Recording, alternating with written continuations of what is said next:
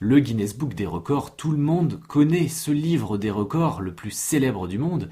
Il est né à cause d'une dispute dans un pub. N'hésite pas à mettre ton plus beau like, car dans cet épisode, nous allons partir à la découverte de l'histoire de ce Guinness Book des records, de son origine étonnante, et de comment une idée née autour d'une bière est devenue un phénomène mondial.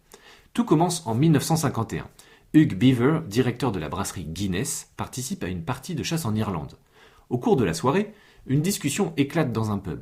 Une question simple: quel est l'oiseau le plus rapide d'Europe?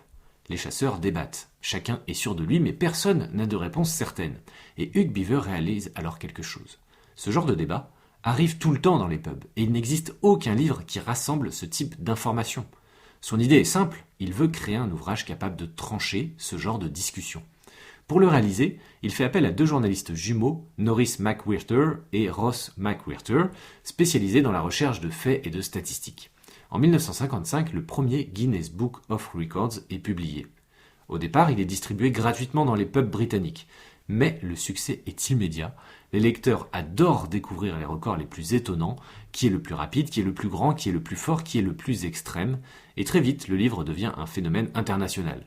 Aujourd'hui, le Guinness World Records recense des milliers de records dans tous les domaines imaginables. Certains impressionnants, certains complètement absurdes. Mais tous répondent à la même curiosité humaine, savoir jusqu'où quelqu'un peut aller.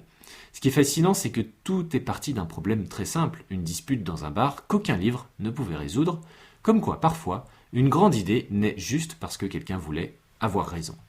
Si cette découverte t'a plu, n'hésite pas à me soutenir en likant ou en t'abonnant, merci d'avance et je te dis à demain pour de nouvelles aventures.